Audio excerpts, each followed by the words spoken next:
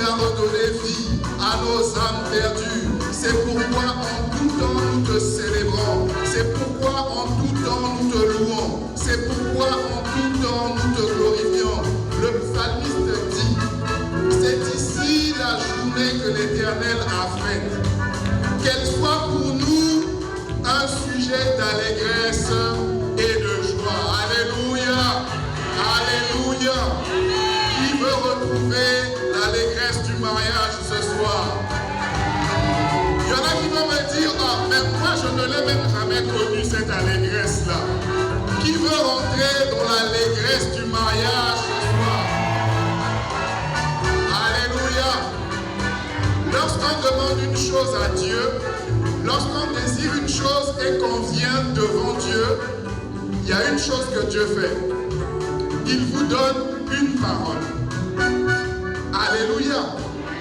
Généralement, on pense que Dieu va tout de suite nous donner une chose toute faite. Mais Dieu a tout créé par la parole. Rien de ce qui existe dans le monde n'a été fait sans la parole. Alléluia! C'est pourquoi ce soir, tu n'es pas invité à un speed dating. On n'a pas dit qu'on va réunir comme on le fait dans le monde, des hommes et des femmes, ils vont se parler l'espace de 5 minutes, et ils verront à la fin avec qui ils ont des affinités pour partir. Ça, c'est ce que le monde fait, parce que le monde veut faire du tout fait. Mais Dieu ne fait pas ça. Lorsque tu viens à Dieu, il te donne d'abord une parole. Tu veux un travail, Dieu va te donner d'abord une parole. Tu veux une maison, Dieu va d'abord te donner une parole à propos de la maison. Tu veux le mariage, Dieu va d'abord te donner une parole à propos du mariage. Alors est-ce que tu es prêt à recevoir une parole sur le mariage de la part de Dieu ce soir? Alléluia! Alléluia! Alléluia! Dieu va te donner une parole concernant le mariage selon lui, selon sa propre conception. Pas selon la conception du monde, pas selon la conception occidentale, pas selon la conception asiatique, pas selon la conception guinéenne, pas selon la conception peul, pas selon la conception soussou, malingué, ou que sais-je encore, pas selon la conception des forestiers, mais il veut te donner une parole sur le mariage selon sa conception à lui. Voilà pourquoi on a dit le mariage selon Dieu. Alors est-ce que tu es prêt à recevoir une parole de Dieu sur le mariage ce soir? Alors si tu es prêt, tu vas accueillir avec moi d'une manière très chaleureuse. Alléluia. Cet homme qu'on va accueillir, c'est un homme que j'aime beaucoup. Alléluia. Lorsque je suis arrivé à Abidjan et que j'ai intégré les églises Vase d'Honneur en 2012, il a été l'un des premiers pasteurs, sinon le premier, au contact de qui j'ai été. Parce que la cellule de prière que nous avions de quartier se tenait dans sa maison. Et ça a été aussi un prophète pour ma vie.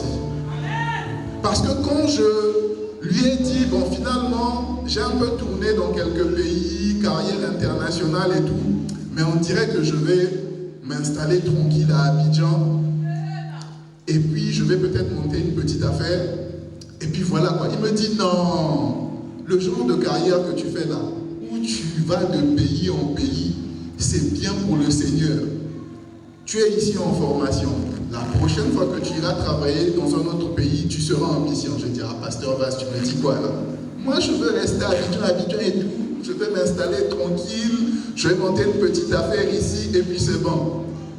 Quelques 6 années après, je me retrouve en Guinée avec mon mandat du pasteur Mohamed Sanogo pour dire, va, commence l'église à Abidjan. Et il a été un prophète.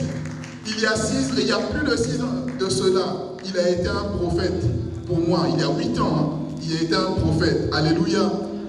Cet homme, c'est un ami, un grand frère, c'est un mentor, c'est quelqu'un de très jovial. Attention, c'est un Guinéen aussi. Alléluia. Je vous ramène un enfant du pays parce que de par sa mère, il est guinéen. Alléluia. Alors si tu es prêt à recevoir une parole de Dieu ce matin sur le mariage, tu vas à la manière chaleureuse guinéenne accueillir ici l'homme de Dieu, le pasteur Paz Fernandez Frédéric. Alléluia. Avec des cris de joie, avec des acclamations.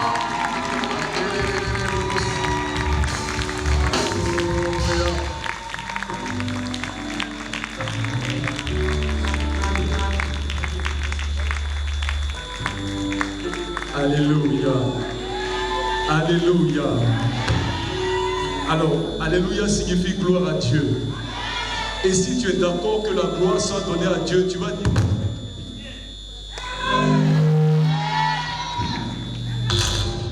Alléluia. Il y a de l'écho dans le son, est-ce qu'on peut arranger? Alléluia. Alors, si tu es d'accord, tu vas dire un amen bien. Alléluia. Est-ce qu'on peut ensemble se tenir debout et on va chanter ce chant? J'espère que ce merveilleux groupe connaît mon chant. Le chant dit: oui, tu es le Dieu très haut. Oui, tu es le Dieu très haut. Oui, tu es le... Est-ce qu'on peut le confesser ensemble? Est-ce qu'on peut le dire ensemble? Oui, tu es le Dieu très haut. Alors, on va rester dans mon temps. On va suivre mon temps. Oui, tu es le Dieu très haut. Oui, tu es le Dieu. Est-ce que quelqu'un peut lever sa main vers le trône du Tout-Puissant? Le but de ce séminaire, c'est de le chercher, lui, le Dieu très haut. Jésus, tu es très haut. Yahweh, tu es le Dieu très haut. Mon Dieu, oui, tu es le Dieu. Chantons les mots comme ça. Hey. Très haut. Oui, tu es le Dieu très haut.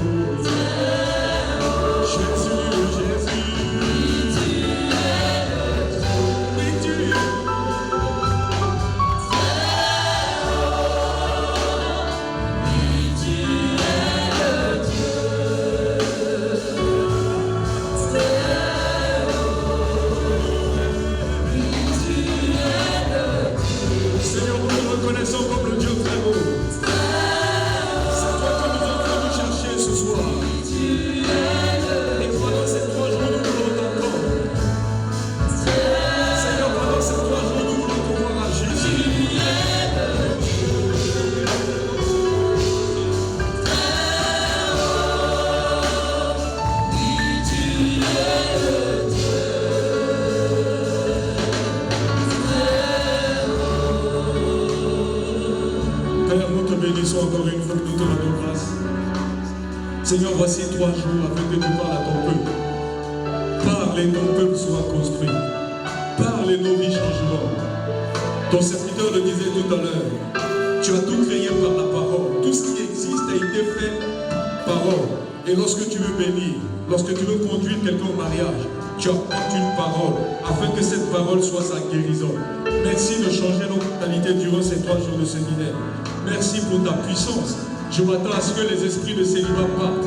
Je m'attends à ce que les esprits d'humains de sorcellerie lâchent des vies dans le nom de Jésus et que tes enfants puissent rentrer dans le mariage selon tes plans, selon tes projets, dans le nom de Jésus. Quelqu'un dit Amen à cette prière.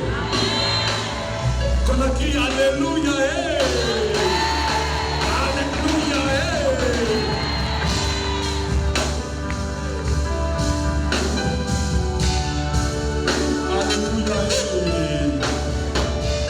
Amen. Que Dieu vous bénisse. Que Dieu bénisse cet excellent groupe. Amen. Vous pourrez gagner vos places. Amen. Donc avant de te rasseoir, prends la peine de saluer quelqu'un juste à côté de toi. Tu vas te tenir debout s'il te plaît. Voilà, tu vas saluer quelqu'un juste à côté de toi, tu vas lui dire, j'espère que tu t'attends à Jésus. Demande-lui, est-ce que tu t'attends à la parole de Dieu? Est-ce que tu t'attends à la parole de Dieu? Attends une réponse de sa part. Il faut lui dire, est-ce que tu es prêt à accepter la parole de Dieu? Oui, est-ce que tu es prêt à accepter la pensée de Dieu si elle vient à l'encontre de ta pensée? Alléluia. Amen. Alors, avant de se rasseoir, on va lire un texte. On va lire nos Bibles. Alors, beaucoup peut-être sont pas venus avec leur Bible. Si tu as une Bible, tu vas ouvrir ta Bible. On est dans Matthieu chapitre 19. Le son n'est pas bon, si on peut m'aider avec le son. Matthieu chapitre 19. On va lire du verset 3 au verset 10. Du verset 3 au verset 10. Alléluia. J'ai vu que beaucoup sont pressés de se rasseoir. Amen. En tout cas, si tu peux te tenir debout, ce serait bien qu'ensemble nous puissions lire la parole de Dieu. Je vous demande de rester debout parce que j'honore les Écritures, j'honore la parole de Dieu. Si on peut me donner l'autre micro, l'ancien micro. Il y avait un micro qui sonnait mieux tout à l'heure. Alléluia. Matthieu chapitre 19 du verset 3 au verset 10. Alléluia. Amen. Alors Matthieu chapitre 19 du verset 3 au verset 10. Si celui qui règle le son peut travailler à régler le son, il y a un peu trop de grave. Amen. Alors à 3 on va lire ensemble. Donc si tu es prêt, dès que je dis 3, ensemble nous allons lire la parole du Seigneur. Matthieu chapitre 19 du verset 3 au verset 10. On lit ensemble. 1, 2, 3. Les pharisiens l'abordèrent et dirent, pour l'éprouver, est-il permis à un homme de répudier sa femme pour un motif quelconque? Il répondit, n'avez-vous pas lu que le Créateur, au commencement, fit l'homme et la femme, et qu'il dit, c'est pourquoi l'homme quittera son père et sa mère, et s'attachera à sa femme, et les deux deviendront une seule chair. Ainsi, ils ne sont plus deux, mais ils sont une seule chair. Que l'homme donc ne sépare pas ce que Dieu a joint. Pourquoi donc lui dirent-ils, Moïse a-t-il prescrit de donner à la femme une lettre de répudiation, une lettre de divorce et de la répudier? Il leur répondit, c'est à cause de la dureté de votre cœur que Moïse vous a permis de répudier vos femmes. Au commencement, il n'en était pas ainsi. Mais je vous le dis que celui qui répudie sa femme, sauf pour infidélité, et qui en épouse une autre, commet l'adultère. Ses disciples lui disent, si telle est la condition de l'homme à l'égard de la femme, il n'est pas avantageux de se marier. Que Dieu bénisse sa parole. Là, on peut se rasseoir dans sa présence. Amen. Alléluia. Alors, je voudrais rendre vraiment grâce au Seigneur pour ma présence ici. Parce que si je suis ici, c'est par la grâce, c'est par l'onction et c'est par le ministère que Dieu, c'est par la responsabilité que Dieu a déposée sur la vie d'un homme qu'on appelle le pasteur Mohamed Sanogo. Alléluia. Le pasteur Mohamed Sanogo est donc mon père spirituel. Je l'ai rencontré il y a à peu près maintenant une vingtaine d'années. Et depuis que j'ai rencontré cet homme, ma vie a littéralement changé. Alléluia. J'ai grandi jusqu'à l'âge de 9 ans dans les quartiers de Conakry. Je me promenais dans certains quartiers ici à Conakry avec juste un petit tissu qui couvrait le devant de mon sexe, les fesses en l'air. Oui. Et par la grâce de Dieu, ma mère va se retrouver en Côte d'Ivoire. Et à l'âge de 9 ans, si on peut m'aider avec le son, et à l'âge de 9 ans, je vais donc me retrouver à Abidjan. Donc j'ai étudié à Abidjan. Et par la grâce de Dieu, j'ai fait les plus grandes écoles de Côte d'Ivoire. Amen. Et donc je suis sorti quelques années. Et c'est juste après mon parcours scolaire que j'ai rencontré le pasteur Mohamed Sanogo. Et depuis que je l'ai rencontré, ma vie n'a plus jamais été la même. Je n'avais jamais imaginé, je ne m'étais jamais imaginé devenir pasteur. Parce que je travaillais, j'avais un salaire, je viens à l'église. Dans l'église, j'étais déjà actif, très zélé pour les choses de Dieu. Je m'arrêtais à tous les carrefours en train d'annoncer l'évangile de Jésus-Christ. Pendant que j'étais déjà directeur général de ma société, donc je faisais des plénières pour dire donnez vos vies au Seigneur Jésus. Parce que j'avais compris quelque chose, j'avais compris l'évangile autrement. Et cet évangile m'a été communiqué donc par cet homme de Dieu appelé le pasteur Mohamed Sanogo. Alléluia.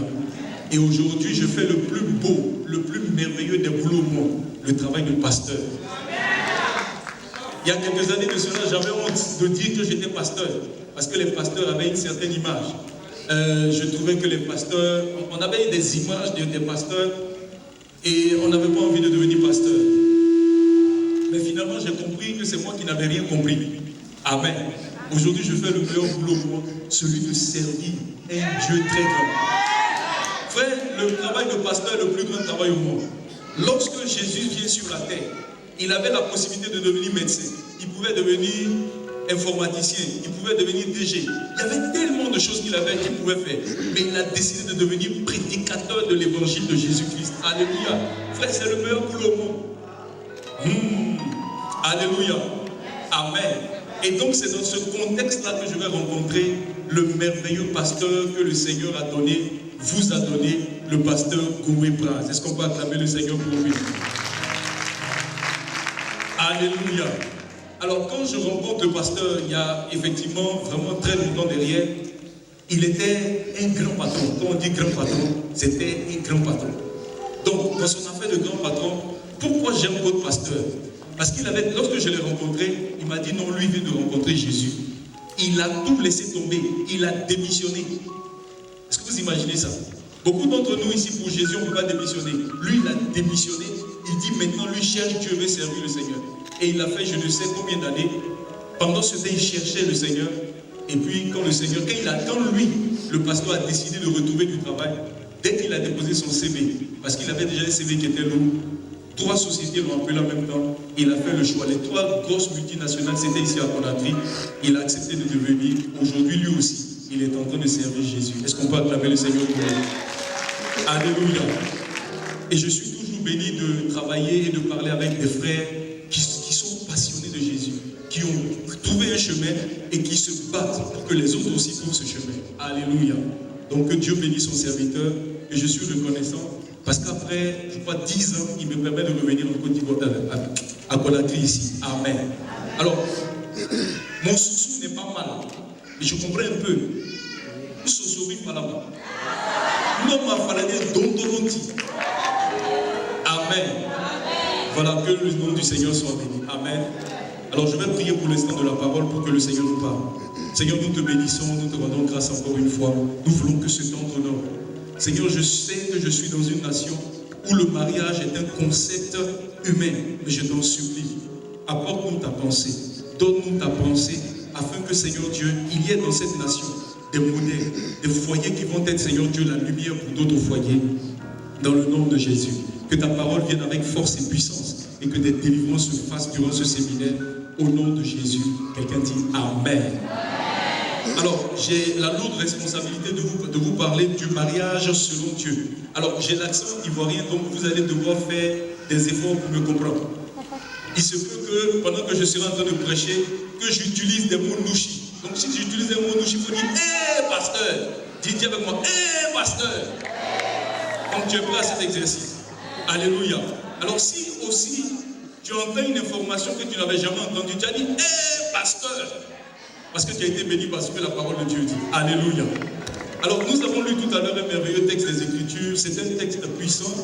C'est le contexte de cette histoire, c'est que Jésus va être approché par des hommes. Il s'approche de Jésus pas pour avoir des informations sur le mariage. Il s'approche du Seigneur parce que simplement, est-ce qu'on peut m'aider avec le son? Attendez, je descends pour voir. Est-ce que je peux? Alléluia. Le son est bien mieux. Amen. Amen. Qui règle le son? Le son est grave. Ici, je pense que c'est le backline, c'est pas devant. Voilà. Alléluia. Alléluia. On acclame le Seigneur pour lui. Amen. Alléluia. Que le nom de Jésus soit béni. Amen, amen, amen. Amen, amen. Amen. Amen. Amen. On va dire des choses tellement profondes que j'ai besoin d'avoir le son entièrement. Alléluia. Alors, on va se reconcentrer sur la parole du Seigneur. Amen.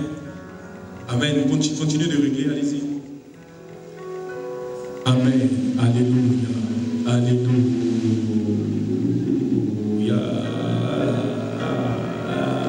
Alléluia. Aidez-moi. Amen. Gloire à Jésus. Alors, est-ce que vous m'entendez bien? Regarde, s'il vous plaît. peut-être ce qu'on peut faire, c'est de couper le backline. Et puis, si la façade m'entend bien, ce sera parfait. Alléluia. Alléluia.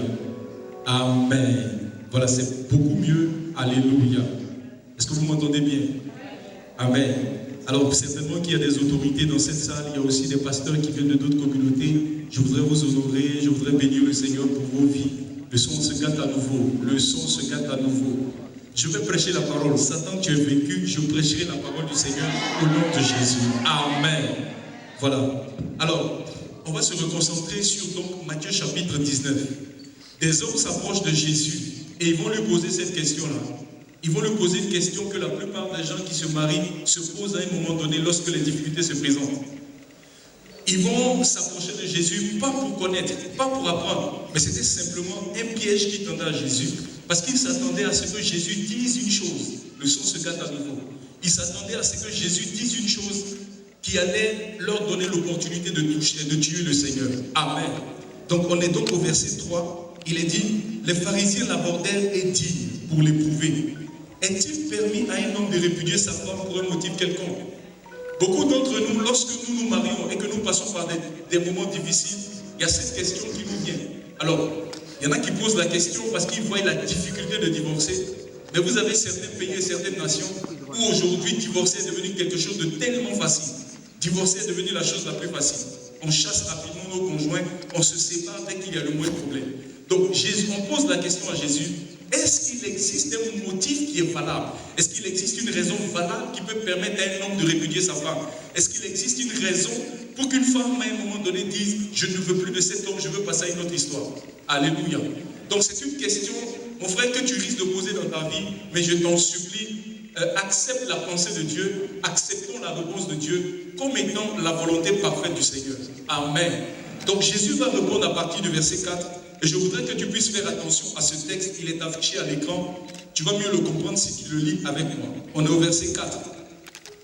La Bible dit, il répondit. J'aurais aimé que Jésus réponde par oui ou non. On pose la question, est-ce qu'on peut divorcer? J'aurais aimé que Jésus dise non, on ne peut pas divorcer. Oui, on peut divorcer.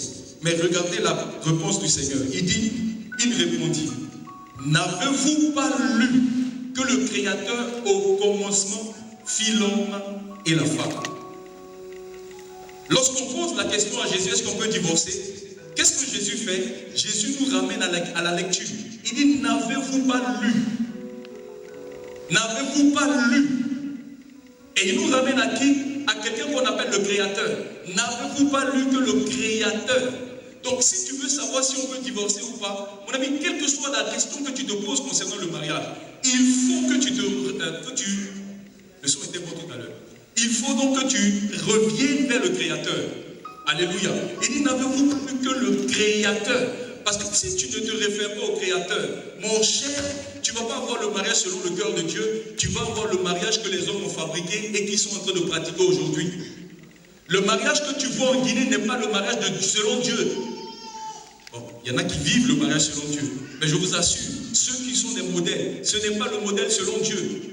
Jésus dit, n'avez-vous pas lu que le Créateur au commencement, parce qu'il y a un commencement, il y a une volonté parfaite de Dieu. Lorsque Dieu a fait le mariage, au commencement, il a exprimé sa pensée parfaite, il a exprimé sa volonté parfaite, il a clairement décrit comment est-ce que le mariage devait fonctionner. Donc Jésus, qu'est-ce qu'il fait? Avant de répondre à ta question, il a besoin que ton cœur se repositionne au commencement, là où il y avait la volonté parfaite de Dieu. Alléluia. Il dit, n'avez-vous pas lu qu'au commencement, Dieu fit l'homme et la femme? J'insiste aussi sur cette pensée de l'homme et de la femme, parce que le mariage concerne l'homme et la femme. Le mariage ne concerne pas l'homme et l'homme. Le mariage ne concerne pas la femme et la femme. Aujourd'hui, l'Occident est en train de nous bombarder avec une pensée. Un homme peut marier un homme. Mon ami, c'est une abomination dans la pensée de Dieu. Donc, pour répondre à la question, Jésus commence par dire, n'avez-vous pas lu qu'au commencement, Dieu fit l'homme et la femme? Il a fait Adam et Ève, il n'a pas fait Steve et Moussa. Il n'a pas fait Mariam et Fatou. Au commencement, il fit l'homme et la femme, les deux. L'homme et la femme ensemble, c'est quand on parle de mariage. Moi, je ne sais pas pourquoi le monde aujourd'hui se bat pour appeler l'union entre deux hommes mariage. Ils peuvent choisir un autre mot. Pourquoi ils se battent tant? C'est là que vous voyez que Satan est en train de travailler pour changer aujourd'hui nos valeurs. Frère, si tu es assis dans cette salle et que tu es attiré par l'homosexualité, je suis conscient que ça peut être une lutte. Mais je t'assure que le nom de Jésus délivre. Oui, la malédiction fait qu'un homme est attiré par un homme. Une malédiction peut changer les désirs et faire qu'un homme soit attiré par un homme et une femme soit attirée par une femme. Donc si tu es ici, je t'en supplie, va voir le pasteur Boé. Je serai là aussi jusqu'à dimanche. Tu peux venir me voir. On va prendre autorité, on va chasser des démons. Alléluia. Le mariage selon Dieu, c'est entre un homme et une femme. Et Dieu a fait en sorte que l'homme ait une attirance naturelle vers la femme et vice versa. La femme aussi a une attirance naturelle vers l'homme. Alléluia. Donc pour répondre à la question, qu'est-ce que le Seigneur Jésus fait? Il nous ramène au commencement. Au commencement. Frère, au commencement. Il ne nous a pas ramenés en Guinée. Il ne nous a pas ramenés en France. Mais il nous ramène au commencement. Là où tout a commencé. Alléluia. Donc là, je suis au verset 4. Il dit donc, n'avez-vous pas lu que le Créateur au commencement fit l'homme et la femme? Verset 5. Et qu'il dit, c'est pourquoi l'homme quittera son père et sa mère et s'attachera à sa femme. L'homme quittera son père et sa mère et s'attachera à sa femme. Il ne s'attachera pas à ses femmes. Il s'attachera à sa femme. Et les deux, pas les trois, pas les quatre. Parce que des prophètes disent qu'il en faut quatre. Pas les quatre, mais les deux deviendront une seule chair. Et maintenant, au verset 6, Jésus va dire, alors ils ne sont plus deux, mais une seule chair. Tu peux lire avec moi. Ils ne sont plus deux, mais une seule chair. Les deux là, on n'a pas dit les trois sont devenus une seule chair. Parce que toi tu te débrouilles, tu deviens une seule chair avec quelqu'un ici, tu es encore avec une autre chair avec quelqu'un d'autre. Mon ami, ce n'est pas biblique, c'est démoniaque, tu es possédé.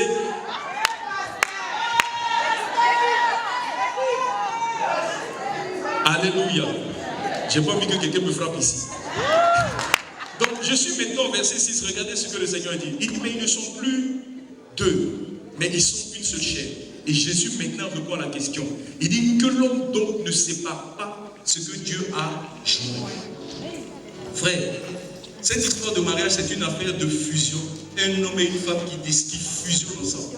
Et la Bible affirme qu'ils ne se sont pas joints eux-mêmes, mais c'est Dieu qui les a joints. Maintenant, le Seigneur dit que l'homme donc ne sépare pas ce que Dieu a joint. Lorsque Dieu met un homme et une femme ensemble, tu ne dois pas séparer. Parce que j'ai vu beaucoup d'hommes, par leurs attitudes, ils finissent par séparer la relation. J'ai vu aussi beaucoup de femmes, par leur façon d'être, elles finissent par séparer ce que Dieu a joint. Mon ami, Dieu est contre le divorce. Dieu hait la répudiation. Dieu hait le divorce. Je répète, Dieu hait le divorce. Parce qu'il y en a qui ont une tendance, avant le ramadan, ils se marient. Juste après le ramadan, ils ne sont plus mariés.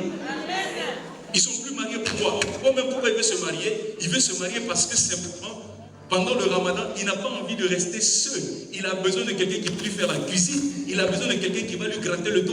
J'ai dit, mon frère, tu n'as pas besoin de femme, tu as besoin d'une servante. Tu as besoin d'une bonne. Amen.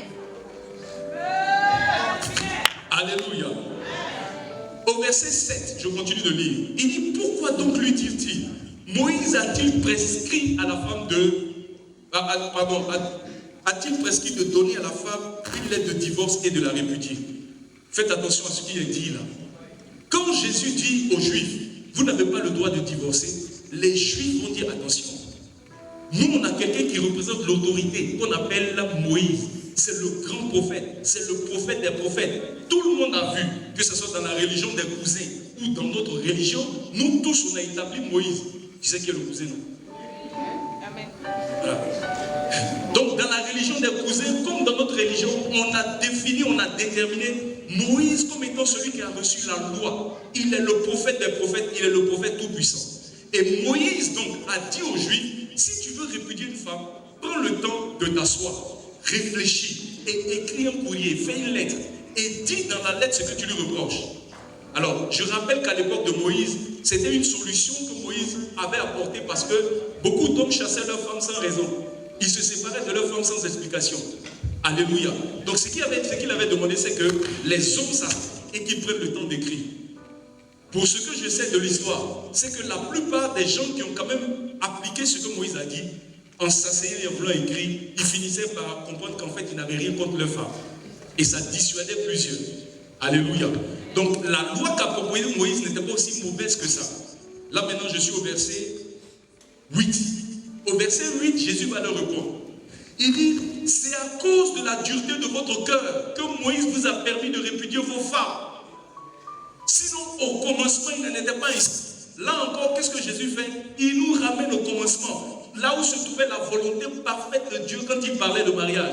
Il nous ramène où ça? Au commencement. Dans ce texte, par 2 fois, Jésus utilise le mot au commencement. Mon ami, si tu veux avoir un mariage selon le cœur de Dieu, il faut que toi aussi tu te positionnes au commencement. Que les modèles que nos parents nous ont donnés, tu ne t'agrippes pas à ces modèles parce qu'il y a le modèle divin qui est capable de te rendre heureux parce que le modèle humain a échoué. Alléluia. Maintenant, qu'est-ce que Jésus va révéler? Jésus va dire, même le prophète, parce qu'il y a des choses que les prophètes nous ont dit, il y a des choses que le pasteur peut dire à un moment donné. Mais le pasteur le dit pourquoi? Il le dit simplement à cause de la dureté de votre cœur. Sinon, ce n'est pas la volonté de Dieu. Ta religion peut t'avoir dit des choses. Ta religion est représentée par Moïse. Mais mon ami, au commencement, il n'en était pas ici. Au commencement, on ne répudiait pas sa femme. Au commencement, on ne prenait pas beaucoup de femmes. C'est en route que les hommes ont pris beaucoup de femmes. Mais sinon, au commencement, il n'en était pas ici. La polygamie n'est pas de Dieu. Je répète, la polygamie n'est pas de Dieu. La polygamie n'est pas dans la pensée de Dieu. Alors, pendant que je dis la polygamie n'est pas de Dieu, il y a des femmes aujourd'hui, et particulièrement la femme guinéenne, elle a un problème avec ça. Parce que depuis qu'elle est petite, on lui a dit, tu sais, l'homme doit avoir plusieurs femmes. Ma soeur, tu as été endoctrinée. Ce n'est pas vrai. Regarde, pourquoi est-ce que lorsqu'un homme prend une femme, pourquoi ça te fait mal? Pourquoi tu es jalouse? C'est parce que justement dans ton ADN là, Dieu n'a pas prévu ça comme ça. C'est la dureté du cœur de l'homme. C'est ici. C'est parce que les hommes sont pervers. C'est parce que les hommes, ils ne peuvent pas se maîtriser. C'est parce que les hommes ne dominent pas leur chair. Ils ont leur chair qui les gouverne. Ils veulent que la femme soit fidèle. Mais lui, il n'arrive pas à être fidèle. Mon ami, tu es vaincu. Quand tu veux ce Seigneur te délivre au nom de Jésus.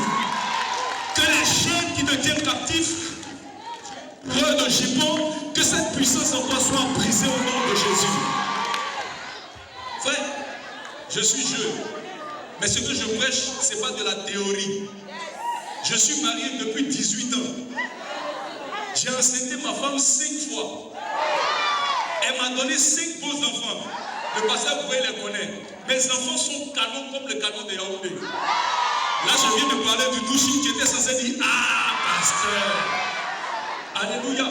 Frère, 18 ans de mariage. Je vous assure, 18 ans de mariage. Avant de rencontrer ma femme, avant de rencontrer le Seigneur, j'étais quelqu'un de perdu. J'étais quelqu'un de pervers. J'étais un coureur de jupons. Et je t'assure que j'avais beaucoup de succès avec les femmes. Parce que parfois, je n'avais même pas besoin de les draguer. Mais le jour où je rencontre le Seigneur Jésus, je les appelle une à une. Le même jour, peut-être à 2 jours près. Elle vient une à une. Je dis, ah, moi je viens de rencontrer Jésus. Je ne suis plus dans les histoires de copinage. Mon ami, j'ai été giflé.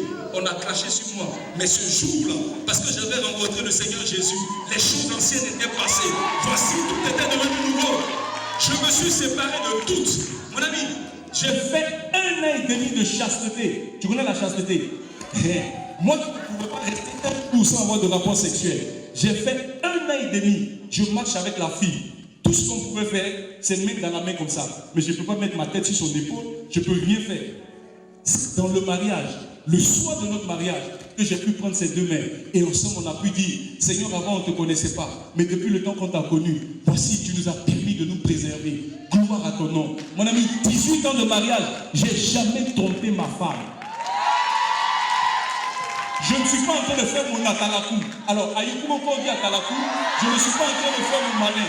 Mais je suis simplement en train de t'expliquer qu'en fait, lorsque tu as accepté Jésus comme ton Seigneur et ton Sauveur, lorsque ces valeurs sont devenues tes valeurs, je t'assure que tu peux rester chaste, tu peux rester fidèle, tu peux rester épanoui. J'ai épousé la femme la plus belle de l'univers. Si tu vois ma femme, elle est canon comme le canon de Yaoundé. Belle de chez belle. Oh! Son boulot l'a empêché de venir. C'est pour ça qu'elle n'est pas là. La prochaine fois, Dieu permettra. Alléluia. Frère, Jésus dit c'est à cause de la dureté de vos cœurs. Tu sais, tu n'arrives pas. Les valeurs de Dieu, je crois que c'est inscrit dans nos cœurs. Tous les hommes savent qu'en fait, tu es un meilleur homme lorsque tu es fidèle. Tous les hommes savent qu'en fait, regarde l'énergie qu'ils sont en train de dépenser dehors. Au lieu d'être fidèle à une femme, tu dépenses de l'énergie, ta vie, ta vigueur dehors. Ton argent même, ça ne vous suffit pas. Quand tu fais un enfant dehors, c'est tellement problématique. Des fois, j'ai envie de dire à ceux qui ont beaucoup de femmes, oh Yako. En Côte d'Ivoire, quand on dit Yako, ça veut dire qu'on compatit à ta douleur. En Guinée, comment on dit ça? Itoro. Oh Yako. Alléluia. Jésus dit c'est à cause de la dureté de votre cœur. Frère, n'ayons pas le cœur dur. Le cœur dur a fait que les hommes ont fait rentrer des choses qui ne sont pas de Dieu dans leur relation. Et aujourd'hui, c'est en train de détruire, c'est en train de décimer les familles, c'est en train de détruire les enfants. Un enfant qui grandit dans un environnement où vous voyez des mères en train de se battre pour un homme, quel modèle vous donnez? Je sais que quelqu'un ne va plus aimer mon affaire. Donc Jésus va leur dire par 2 fois, au commencement, frère, il n'en était pas ainsi. Qu'est-ce qui est aujourd'hui dans ta relation qui est humain, je te supplie, décide à partir de ce séminaire, décide de laisser tomber ce qui est humain pour suivre ce que Jésus dit. Alléluia. Amen. Et au verset 9, il dit, je vous le dis, que celui qui répudie sa femme, sauf pour infidélité, et qui en épouse une autre commet un adultère. L'adultère est le péché le plus condamné par le Seigneur. Dieu n'aime pas l'adultère. Qui n'est, j'ai dit, le mariage n'est pas fait pour t'arranger. Oui. Parce que le mariage, je parlerai de ça. Mon ami, le mariage, je vais vous expliquer que le mariage c'est un travail. C'est un vrai boulot de Béla. Qui connaît les Béla? Abidjan. Eh, pasteur. Alors, Abidjan, quand on parle de Béla, les Bélas, ce sont les Nigériens là, qui poussent les wotros. Les wotros, c'est. Comment je dis ça? C'est ça même. Les charretiers. Ça, c'est bon français. Et en sous comment on dit? Là, j'ai pas entendu. Alors, vous vous rendez compte qu'en fait, ce type de travail, il est physique, il est manuel et il est pénible. Je vais vous expliquer que le mariage, c'est un vrai boulot de Béla. Est-ce que quelqu'un me suit? Mais déjà, ce que je vais expliquer, c'est que le mariage n'est pas fait pour arranger un groupe de personnes. Le mariage est fait pour qu'un homme et une femme, ensemble, dans leur foyer, s'épanouissent. La volonté de Dieu, c'est que l'homme soit heureux, mais que la femme aussi soit heureuse, parce qu'elle n'est pas imparfaite. Je vais vous parler pour que les femmes prennent conscience qu'elles ont de la valeur. Parce que la femme guinéenne est méprisée, elle se méprise elle-même. Oui. Pourquoi la Bible dit que la femme est laide? Pourquoi l'aide ne se considère pas? Pourquoi l'aide ne vaut pas sa valeur? Alléluia. Alors, donc on va aller au commencement. Parce que le texte que Jésus a cité dans Matthieu chapitre 19, il n'a fait que rappeler un verset qui avait été donné au commencement. Donc allons dans Genèse chapitre 2, versets 24 et 25. Genèse chapitre 2, versets 24 et 25. Pour ceux qui notent, je vous prie de noter, parce que la parole de Dieu en général reste dans nos cœurs lorsque nous l'écoutons pendant longtemps. Alléluia. Alléluia. Amen. Genèse chapitre 2, versets 24 à 25. Alors c'est un texte qu'en général les chrétiens connaissent bien. Il est dit ceci. C'est pourquoi l'homme quittera son père et sa mère, s'attachera à sa femme, et les deux deviendront une seule chair. Je ne sais pas si c'est samedi, mais je vais vous parler donc, je vais vous ramener au commencement. Pour vous expliquer qu'en fait, lorsque Dieu a créé l'homme et la femme, Dieu va leur donner ce qu'on appelle un code. Dieu dit, si tu veux que ton foyer marche, il y a 4 choses que tu dois faire. Premièrement, tu dois quitter père et mère. Deuxièmement, vous devez vous attacher, travailler à vous attacher tous les deux. Vous devez créer des attaches. Troisièmement, vous devez travailler à devenir une seule chair. Et dans votre fonctionnement, quatrièmement, vous devez être nus et sans honte. Première chose, quitter. Deuxièmement, s'attacher. Devenir une seule chair, être nu sans honte. Si tu veux que ton foyer marche, mon ami, Dieu dit quitte ton père père et ta mère. Je rappelle que lorsque le Seigneur était en train de donner cette parole, Adam et Ève n'avaient pas de papa et de maman. Mais Jésus dit, vous là, si vous voulez que votre foyer marche, vous devez quitter votre père et votre mère. Je comprends qu'en fait Dieu est en train de parler à l'humanité entière, c'est-à-dire tout homme qui doit descendre d'un père et d'une mère, il faut qu'il quitte son père, qu'il travaille à s'attacher à sa femme, que les deux deviennent une seule chair et qu'ils soient nus, sans honte. Être nu sans honte, ça parle de transparence, ça parle d'être vrai, ça parle de ne rien se cacher, j'en parlerai. Alléluia. Donc Dieu donne le code du couple. C'est pourquoi Jésus nous ramène au commencement. Si tu veux que ton foyer marche, frère, il y a des choses auxquelles tu es attaché. Si tu ne te détaches pas de cette chose, tu finiras par faire un accident. Imaginez quelqu'un qui passe son temps à ne jamais respecter les feux tricolores. Tu finiras par faire un accident. Bon, à Conakry, maintenant, il y a des feux. Il y a des feux. Non, il y en a quand même. À l'époque, là, pour nous, là, mon frère, il n'y en avait pas. Dans les Magbanan, c'était pas simple. Alléluia. Alors, finalement, je vous pose la question. Qu'est-ce que le mariage? Aujourd'hui, ce que je vais faire avec vous, c'est qu'est-ce que le mariage? Aujourd'hui, je vais rester théorique, mais demain, je vais être le plus pratique possible. Alléluia. Demain, je vais vous dire qu'est-ce que la femme doit faire. Je vais citer point 1, point 2, point 3. Et puis, si tu les appliques au quotidien, je t'assure que ton foyer va réussir. Alléluia. Mais aujourd'hui, je veux vous dire ce que c'est que le mariage. Dis à ton voisin, qu'est-ce que le mariage? Alors, le mariage est une institution divine. Deuxièmement, le mariage est une alliance. Troisièmement, le mariage est un travail. Je vous l'ai dit, un vrai boulot de... Quatrièmement, le mariage est une solution, pas un problème. Quatrièmement, le mariage est un moyen et non un but. C'est ce que je vais développer ce soir. Qu'est-ce que le mariage? Premièrement, vous devez comprendre que le mariage, c'est une institution. Le mariage est une institution. Et je veux lire Hébreux chapitre 13, verset 4. Hébreux chapitre 13, verset 4, il est dit ceci. Que le mariage soit honoré de tous. Et le lit conjugal exempt de souillure, car Dieu jugera les débauchés et les adultères. Frère, si tu fais attention au texte que je vais te lire, le Seigneur dit que le mariage soit honoré de tous. Il n'a pas dit que les mariés soient honorés de tous. Regardez la nuance. Ce qu'on doit honorer, ce qu'on doit respecter, la chose pour laquelle il faut avoir de la révérence, ce n'est pas pour celui qui se marie, mais c'est pour ce qu'on appelle l'institution, le mariage. Est-ce que je peux descendre? Aucun peuple, aucune ethnie, aucune race ne peut se taper la portée pour dire nous sommes les inventeurs du mariage. Où est-ce que vous avez déjà entendu cette pensée? Aujourd'hui, tout le monde se bat pour dire c'est nous qui avons créé l'avion, c'est nous qui avons fait ceci, c'est nous qui avons fait cela. Mais pour ce qui concerne le mariage, aucun peuple, donc les Français, les Anglais, les Américains, les Chinois, les Russes, les Japonais, les Guinéens, les Ivoiriens, personne ne peut se proclamer être l'inventeur du mariage. Parce que le mariage ne vient pas d'eux. Le mariage vient de Dieu lui-même. Et Dieu a fait le mariage, Dieu a fait en sorte que le mariage soit le socle de sa création.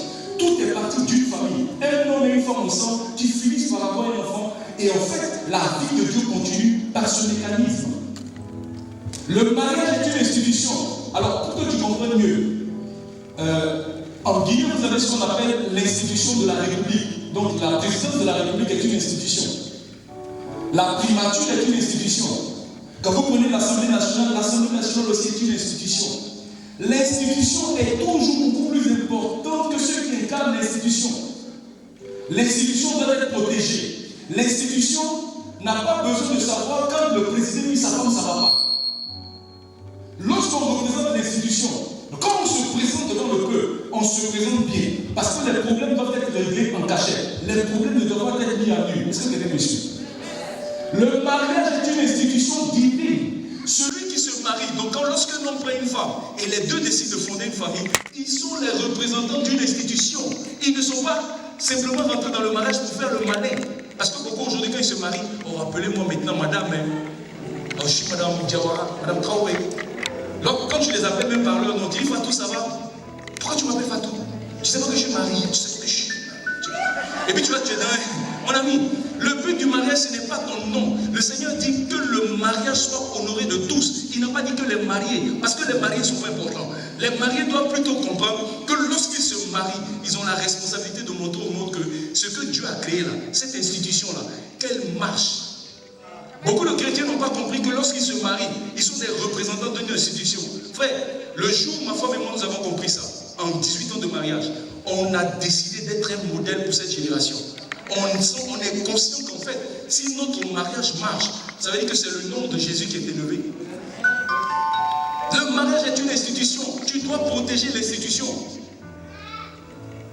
Ce que vous vivez, les difficultés que vous traversez, le monde n'a pas besoin de savoir ça. Une première dame, quand elle se présente à côté du président, elle sourit seulement.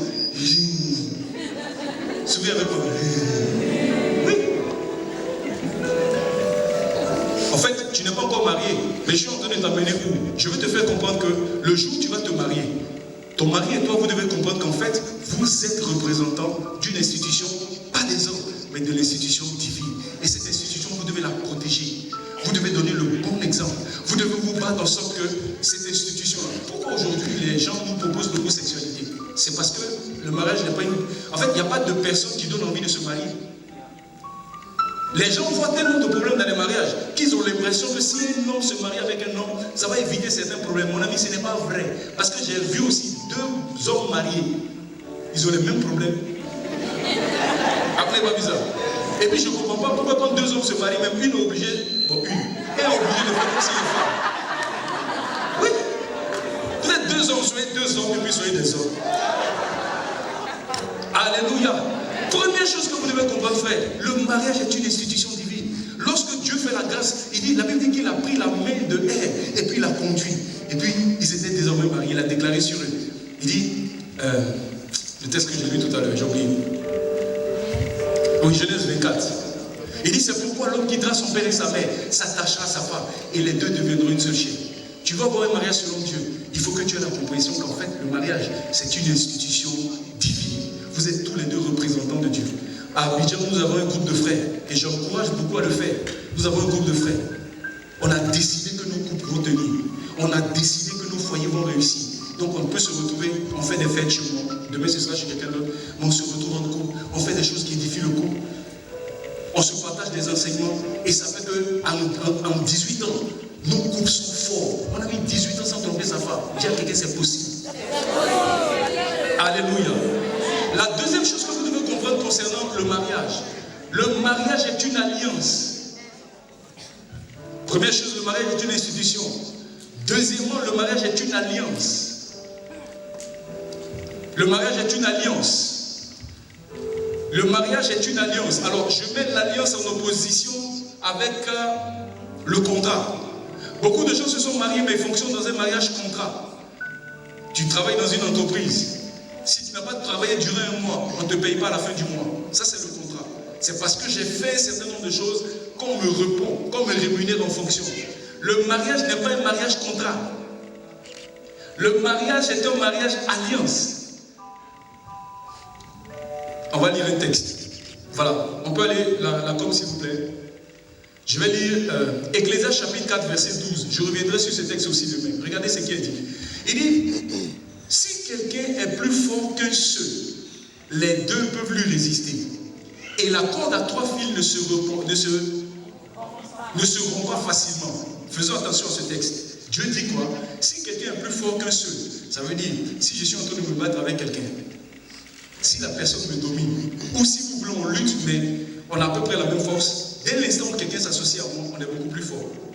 Et je rappelle que ce texte-là nous parle de quoi? Nous parle du mariage. Donc il dit, si quelqu'un est plus fort qu'un autre, les deux peuvent lui résister. Et la corde à 3 fils ne se rompt pas facilement. Qu'est-ce que le Seigneur est en train d'expliquer? Il dit qu'en fait, dans le mariage alliance, l'homme, ce n'est pas une affaire de l'homme et puis la femme. Le mariage alliance, il y a 3 personnes, il n'y a pas 2. Oui? Ce n'est pas un homme et puis une femme. Dans le mariage selon Dieu, c'est l'homme et la femme, les deux qui se tiennent dans la présence du Saint-Esprit, dans la présence de Dieu. Dieu est présenté comme le 3e brin. Pourquoi beaucoup de foyers sont pas solides? Parce que le Saint-Esprit n'y prend pas plaisir, parce qu'il n'est pas le chef de la relation. Veux-tu avoir un mariage selon Dieu? C'est toi parce que converti, Jésus en toi, Jésus avec toi, il te présente quelqu'un, il te fait rencontrer une femme. Elle aussi, elle a le Saint-Esprit. Et tous les deux, quand vous mettez ensemble, le Saint-Esprit, le troisième brin, et vous deux. Dans l'alliance, il y a 3 personnes. Ce n'est pas 2. Si tu veux un mariage selon la pensée de Dieu, tu dois penser Saint-Esprit. Et si tu es conscient de cela, mon ami, ça va faire toute la différence. Le troisième vrai.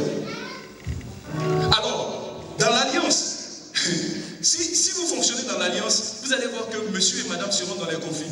Madame fait, monsieur répond et vice-versa. Quand la dame a pris du temps pour lui montrer son amour et que lui n'a pas répondu à cet amour, à un moment donné, elle est fatiguée. Elle aussi dit, j'arrête de faire. Dans le mariage à l'alliance, on n'agit pas comme ça. On agit par motif de conscience vis-à-vis du troisième brin. Qu'est-ce que je suis en train d'expliquer? Lorsque le conjoint, lorsque le mari a des attitudes et qu'il est mal, il ne se comporte pas bien, moi je dois être en connexion avec le troisième brin. Si je suis avec le troisième brin, on constitue la majorité. Le troisième brin changera le cœur de l'homme. Est-ce que vous me suivez? Un jour Jésus dit ceci. Il dit si quelqu'un va dans une maison pour apporter l'évangile, il dit s'il rentre dans cette maison et qu'il trouve dans cette maison un enfant de paix, un seul enfant de paix, il dit laissez là votre paix. Mais sinon, s'il n'y a pas d'enfant de paix, il dit ramassez vos sandales, secouez la poussière de vos pieds et partez. En fait, le Saint-Esprit ne reste pas dans un foyer lorsque les deux, lorsqu'il n'y a pas d'enfant de paix.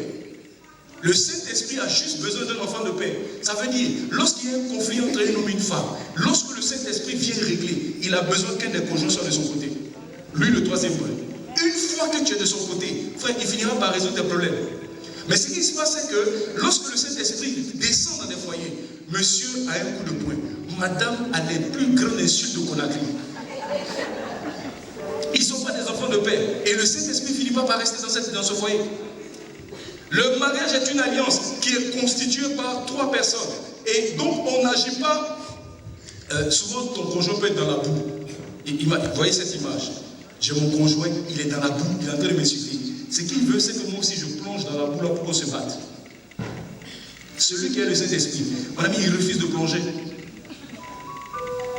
Le matin, il se lève, il n'a pas envie de parler à quelqu'un. Il commence à m'insulter. Il commence à m'insulter. Il veut même me battre. Ma soeur, comprends que toi, pour que la situation change, tu as besoin d'être connecté juste au troisième brin. Fais ce que le troisième brin veut. Ne fais pas ce que toi-même tu veux. Parce que ta chair va vouloir te dire, mais il faut répondre, toi aussi, depuis combien de temps on te fait ça? Réagis maintenant. Non, n'écoute pas ta chair. Suis le troisième brin. C'est pourquoi je vous dis, le mariage, c'est une alliance. On peut continuer. Alléluia. Là, comme je vous suis, le mariage est une alliance. Allons-y, continuez. Le troisième point. Et ça, c'est un point important. Et je vais passer du temps dessus demain. Frère, le mariage est un travail. Beaucoup de gens pensent que le mariage va évoluer de lui-même. Le mariage n'évolue pas de lui-même. C'est pas parce que tu t'es marié, tu es allé prendre la bague, tu t'es présenté devant le maire, que ça veut dire que vous êtes marié puis tu es épanoui. Ce n'est pas vrai. Pour que le mariage connaisse le bonheur conjugal, vous devez travailler. C'est pourquoi Jésus vous dit c'est un vrai boulot de Bella. Et pasteur. Un vrai boulot de Bella. Frère, le mariage n'évolue pas de lui-même. C'est-à-dire, tu ne peux pas te marier et puis 10 ans après le mariage, oui, tout va bien. Ce n'est pas vrai. C'est parce que vous travaillez, c'est parce que vous posez des actions, c'est parce que vous agissez en fonction, par rapport au foyer que vous allez connaître le bonheur conjugal. Regardez ce qui est dit. Allons-y. Ecclésiaste chapitre, je vais commencer par lui. 1 Corinthiens chapitre 7, verset 3 dit ceci. Que le mari rende à sa femme ce qu'il lui doit. Est-ce que quelqu'un est avec nous? Que le mari rende à sa femme ce qu'il lui doit. Et que la femme agisse de même envers son mari. Ce texte est tellement clair. Lorsque tu te maries, il y a des choses que tu dois à ta femme. Il y a aussi des choses, femme, que tu dois à ton mari. En Côte d'Ivoire, on dit il y a crédit sur toi. Le jour du mariage, vous êtes assis devant le maire. J'insiste pour dire devant le maire. En Conakry, pour être marié, c'est devant qui? Devant le maire. Mais le mariage, ce n'est pas devant le maire. Frère, le mariage, c'est quand toute la société te reconnaît, marié que tu es marié. Pas qu'un groupe de personnes te reconnaît, seulement 2 familles. Oh oh. Oui.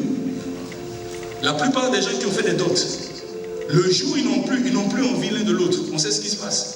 C'est maintenant ils voient qu'on n'est même pas parti devant le maire. C'était entre les familles, comme si ce n'était pas important, tu vois. C'est un faux type. Quelqu'un juge que tu n'es pas digne de porter son nom. Et maintenant, toi, tu juges que ces mains sales-là peuvent t'appuyer dans les couloirs de ton avion. Je vais essayer de parler comme ça. Ma soeur, ne te laisse pas goûter. Tu n'es pas goûté voir. Oui. Trop de soeurs se laissent goûter. Un frère arrive. Au début, il se présente comme un bon chrétien. Quelque temps après, il dit non, que lui vraiment, si lui n'a pas goûté là, lui ne peut pas aller au mariage. Il a rien à goûter. Et puis toi, la soeur, tu le suis. Tu es quel genre de soeur? Depuis combien de temps tu es à l'église? Dans l'église, il y a au moins 4 ou 5 garçons qui ont vu ta nullité. Il a dit, tu n'es pas à checker pour te goûter. À Yopougon, il y a des marchés où les femmes allient les vendeuses, elles allient leur à checker. Donc tu as des gens, lorsqu'ils arrivent, ils disent, ah, est-ce que ton attiqué est bon? Ils prennent un peu de goût. Ouais, c'est pas mal. Hein? Mon ami, il goûte. À la fin, il est rassasié, il ne paye pas pour quelqu'un. Ma soeur, tu n'es pas goûté voir. On ne doit pas te goûter. On ne te goûte pas. Si quelqu'un ne veut pas te donner son nom, qu'il ne voit pas ton corps. À l'époque où je me convertissais, Bishop, à l'époque où on s'est converti, ça veut dire comment tu vas dire même à une soeur que tu veux l'embrasser. Le signe que tu veux l'embrasser, quand tu dis ça à la soeur, pour nous, à l'époque là, c'est comme si, oh, Dieu vient de te révéler que c'est le démon qui est là. Oui, tu dis à une soeur même que tu veux, et on n'a qu'à faire bisous un peu. Quoi? Non, pasteur, il n'est pas converti. C'est comme ça qu'on était, et c'est comme ça qu'on s'est gardé dans le Seigneur. C'est quel type de chrétien c'est maintenant là? C'est on t'appuie ou on t'appuie?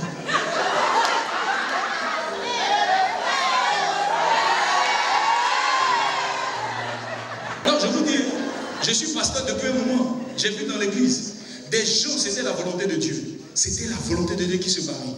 Et lorsqu'ils chutent, il se trouve qu'une femme qui n'a pas eu de rapport sexuel, on peut parler de sexe. Une femme qui n'a pas eu de rapport sexuel pendant longtemps. Mais c'est normal que le premier jour là, ça ne se passe pas bien. Donc le monsieur, il vient, quand il chute et que ce n'est pas agréable, il commence à dire maintenant, ah, pasteur, ce n'est pas la volonté de Dieu. J'ai dit, mais toi, tu n'as pas dit au départ que c'était la volonté de Dieu. Ce n'est plus la volonté de Dieu. Ce que les gens ne savent pas, c'est que la sexualité se construit. Le sexe avec une femme, ça se construit. Au début, ça ne se passe jamais bien. Mon ami, si dans ta tête, ça se passe bien, c'est que tu as regardé trop de films porno. Oui, sinon ça ne se passe jamais bien. C'est parce que j'ai pratiqué une femme une première fois, une deuxième fois. Pendant que je suis en train de parcourir son corps, à un moment donné, je touche en bas de l'oreille. Et ce jour-là, je vois un petit signe. Il dit, ah, on dirait là, ça prend. Et puis après, je vois dans le dos. Je dis, ah, aussi, ça prend. Mon ami, à un moment donné, quelques années après le mariage, je connais maintenant les différents boutons. Je sais que quand il a fait le bouton du haut, deux fois, la sexualité se construit. J'en parlerai demain. Parce qu'on va construire la sexualité. Oui. Une sexualité qui est produite par la pornographie n'est pas une sexualité divine. Mon ami, le sexe là, c'est Dieu qui a créé ça. C'est mal doux. Alors, quand je dis c'est mal doux, en Côte d'Ivoire, ça veut dire quoi? On dit ça en bon français, que c'est très bon. Alléluia. Alléluia. Le mariage est un travail, frère. Le Seigneur dit ceci, il dit que le mari rend à sa femme ce qu'il lui doit. Frère, le sexe là, tu lui dois, il faut lui donner. Je parle au marié. Parce que demain, je vais attaquer les célibataires. Il y en a qui pensent que, de toute façon, le pasteur est en train de parler de sexe, il touche la petite après, il dit, tu vois, le pasteur, il faut me donner. Mon ami, je ne suis pas en train de parler de toi. Parce que la plateforme du sexe, c'est dans le mariage. En dehors du mariage, c'est l'impudicité, il y a la mort d'état. Oui, demain, je vais te montrer bibliquement comment le diable vampirise les gens. Où tu vas coucher avec quelqu'un, c'est un mystique. Tu couches avec lui, il prend 5 ans dans ta vie. Il prend ça. Là, récemment, on vient de découvrir en Côte d'Ivoire, là, il y a quelqu'un qui vient de violer une fille de 2 ans. 2 ans, puis là, il a abîmé, il est allé fort. Mais pourquoi certains font ça? Et vous voyez qu'ils vivent vieux dans leur méchanceté. Ils puisent l'énergie dans des gens. Demain, je vais vous enseigner ça. Oui, par des rapports sexuels. Quand on dit le diable, c'est un voleur, il vole quoi? Tu as déjà vu le diable voler à Dubricard? Ou bien tu vas dans le quartier, des gens courent. Oh, voleur, oh, voleur. Et puis, on dit, mais c'est qui le voleur? On dit, c'est Satan, c'est Satan. Tu as déjà entendu ça? choses spirituelles. Demain, je vais t'expliquer, mais c'est pas les rapports sexuels qui passent. Beaucoup d'entre nous, vous jouez les beaux, vous êtes les beaux au quartier. Oh, tu tombes les filles, et pour te considérer comme un héros, mon ami, tu es perdu. Tu es perdu. Tu es perdu. Alléluia. Frère, le mariage est un travail. Veux-tu comprendre la pensée de Dieu? Dieu a fait le mariage comme étant un travail. Il dit que le mari, bon, ça c'est la version Bible française pour moi, il dit, le mari doit remplir son devoir d'époux. Il a une responsabilité, il a un devoir. Le mari doit faire rire sa femme.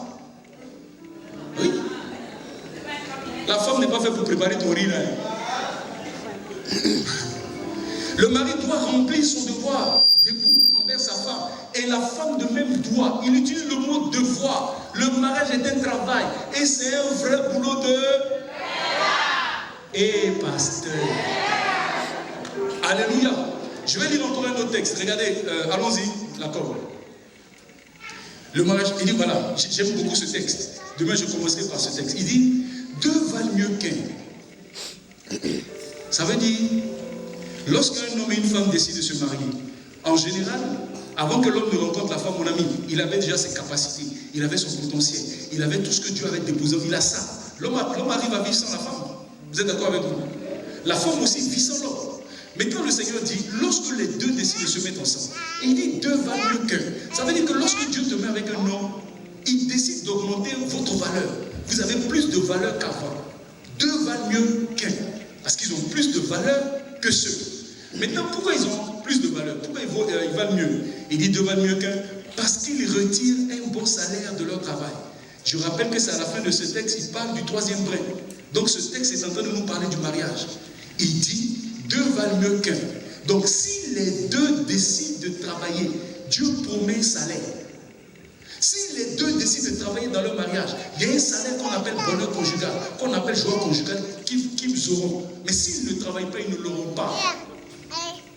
Alléluia.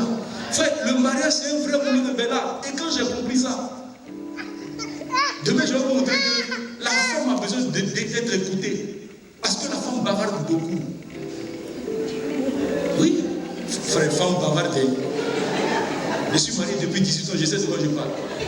Mais tu vois, aujourd'hui, parce que je sais que le mariage c'est un travail, il y a des fois je suis assis tranquillement, je suis en train de méditer même la parole du Seigneur. Je suis dans la chambre et puis je lis la Bible. Et ma femme vient du travail. Et il dit, ah, bonjour mon mari. As-tu pris? Et puis elle s'en va.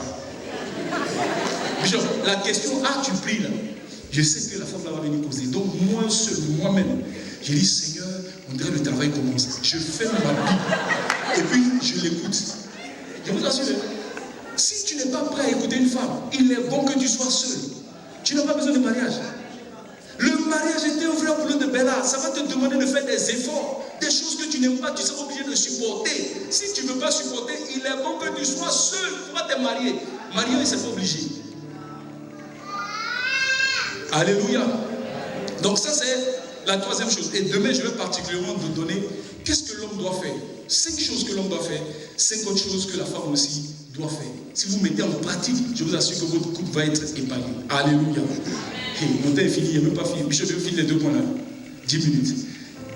Quatrièmement, le mariage est une solution, pas un problème. Aujourd'hui, on a l'impression que le mariage est un problème que Dieu apporte à l'humanité. Lorsqu'un homme prend, regardez cette expression, on dit quand tu te maries, tu as mis la corde à ton cou. C'est pas ça? Ça veut dire qu'en fait, mon cher, tu vas avoir des problèmes. Le mariage est une solution que Dieu a apportée aux hommes. Un jour, Dieu s'est levé, il a regardé Adam. Il dit, il n'est pas bon que Adam soit seul. Je vais lui donner une aide qui lui soit son semblable. Il dit, il n'est pas bon que l'homme soit seul. Je lui ferai une aide semblable à lui. Dieu n'a pas apporté de problème, frère. Le mariage, c'est passionnant. Le mariage est chic. Le mariage est doux. Alors, le doux dont je parle, c'est le doux nouchi, qui veut dire c'est bon, c'est agréable. Est-ce que quelqu'un me suit? Alléluia. Le mariage n'est pas un problème. Maintenant, mesdames, quand vous lisez ça, il n'est pas bon que l'homme soit seul. Donc Dieu vient résoudre quel problème? Le problème de solitude de l'homme. Les hommes ici dans cette salle, si Dieu juge que tu as des problèmes, frère, c'est que tu as un problème. Dieu n'est pas un menteur, ni le fils d'un homme pour se repentir. Dieu ne ment pas. Dieu dit, homme, garçon, tu as des soucis, tu as besoin d'une femme. Parce que beaucoup se marient, beaucoup prennent des sœurs, beaucoup ont des femmes, mais ils ne savent pas à quoi la femme sert. En fait, c'est comme si elle était là juste pour le plan sexuel, faire des enfants et s'occuper des enfants. Mon ami, Dieu dit, ce n'est pas tes enfants qui ont besoin d'aide, c'est toi-même l'homme. Tu as besoin des femmes d'aide. Au début de mon mariage, je ne comprenais pas ça. Un jour, ma femme vient me voir. En fait, tous mes projets, j'en parle à ma femme. Je dis à ma femme, je souhaiterais qu'on fasse ça. Et ce projet-là, qu'est-ce que tu en penses? En général, ma femme me dit, ah, je ne sais pas trop. Et un jour, ma femme se lève pour un bon business que je devais faire. Frère, ce business devait m'apporter de l'argent bichon. Et je dis ça à ma femme, elle me dit, ah, le projet là, je ne sens pas. Bon, moi je suis quelqu'un de très rationnel et très réfléchi. Quand tu me dis, tu ne sens pas, ça veut dire quoi? Si tu me dis, non, le gars il n'est pas sérieux, j'ai découvert que ton associé là, c'est un faux type. Si j'ai de telles informations, frère, j'arrête le projet. Mais tu ne sens pas. J'ai dit, bon, ma femme, vraiment, j'ai entendu que tu ne sens pas. Mais bon, comme tu n'as pas de fait, je vais continuer. Frère, chaque fois que je suis allé où ma femme ne sentait pas, ça a toujours échoué. Toujours. Aujourd'hui, dans ma relation avec ma femme, si ma femme dit ce qu'elle a dit, dans ma tête, ça sonne ainsi par l'Éternel. Frère, tu as besoin d'une femme. Tu as besoin d'une femme. Nous, les hommes, on n'est pas sensibles à certaines choses. Il y a des choses qu'on ne voit pas, il y a des choses qu'on ne sent pas. Frère, les hommes, ils ne sentent pas. Nous, on calcule. Surtout quand il s'agit d'argent. On dit non, il y a un projet, tu vas gagner des millions, frère. Projet, dans le projet, c'est quoi la rentabilité, frère? J'ai fait mes calculs mathématiques, tout ce qui est financier là, bon, ça c'est Bishop même qui a ses termes. Quand je finis de faire ça, et j'ai regardé le marché, je vois qu'il n'y a pas d'inconvénient, les risques sont très minimes. Mon ami, je me jette dedans. Ma femme, elle ne comprend même pas les calculs que je fais. Elle dit, qui s'en parle? Il y a une sensibilité que Dieu a donnée à la femme. C'est pourquoi Dieu dit à l'homme, tu as besoin d'aide. Mon ami, si tu veux te marier, je t'en supplie, tu as besoin d'une aide. Elle vient t'aider pour entrer dans ta destinée. Elle vient t'aider pour te faire progresser. La femme a son rôle. Ne la banalise pas, ne la minimise pas. Aujourd'hui, je suis pasteur sur une église, mon frère. Il y a des problèmes, c'est ma femme qui les résout. Parce que moi, je ne vois pas. Moi, je suis le pasteur, moi, je crois tout ce qu'on me dit. Moi, si tu me dis, pasteur, j'ai fait un songe, le Saint-Esprit est venu, tout ce qu'il dit, ah bon, oh, gloire à Dieu. Parce que je suis crédule. Moi, je crois ce que les frères disent. Si Dieu te blague, mon cher, c'est toi seul tu blagues. Maintenant, si le Seigneur va révéler que tu mens, je vais te faire subir, tu feras, je vais t'exhorter. Le pasteur est l'amour. Ma femme.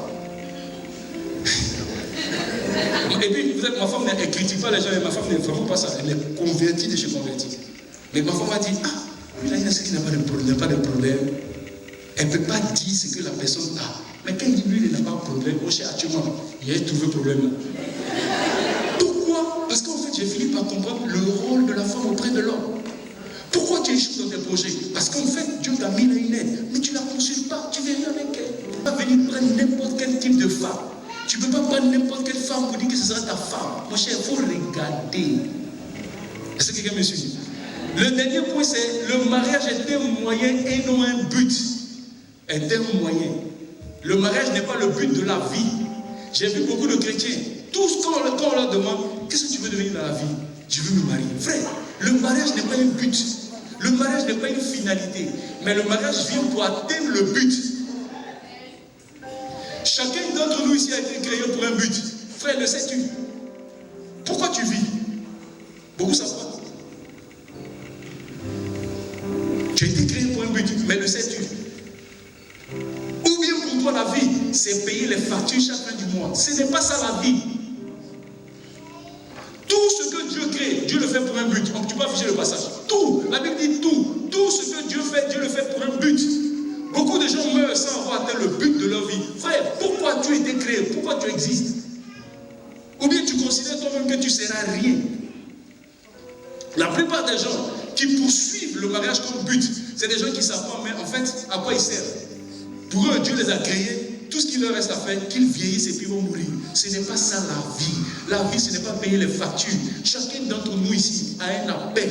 Il y a quelque chose que Dieu a déposé en lui. Il y a quelque chose qu'il est censé réaliser. Il y en a ici, ils sont la solution de Dieu pour résoudre les problèmes de drogue. À Conakry. Mais tu vis la vie, ça ne te dit rien. Et Dieu t'envoie des drogués. Dieu te présente des drogués. Tu dis, ah, c'est les petits vauriens là. Et tu ne les considères pas. Vous savez, il y a un homme de Dieu que j'aime beaucoup. Un jour, il a prié Jésus. Et puis il dit, Seigneur, il faut que tu me dises, tu as créé la terre, voici les différents pays. Je veux que tu me dises quel est le pays le plus riche parmi tout ce que tu as créé. Il y a des pasteurs qui ont des prières bizarres. Est-ce la Guinée où il y a tant de bauxite? Est-ce la Côte d'Ivoire et le Ghana où nous avons le café cacao Tchiki? C'est quel pays? Est-ce la France? Est-ce la Russie où il y a le diamant? Est-ce l'Afrique du Sud? Il a commencé à citer les pays. Et puis Dieu va lui dire non, tous ces endroits-là, je ne les considère pas comme riches. L'endroit le plus riche de la terre, il n'est pas loin de vos maisons. Il dit, ah mais Seigneur, c'est pas loin de ma maison. Et si c'est pas loin de ma maison, c'est que je vais devenir bientôt riche. Et puis Dieu lui a dit, l'endroit le plus riche, ce sont les cimetières.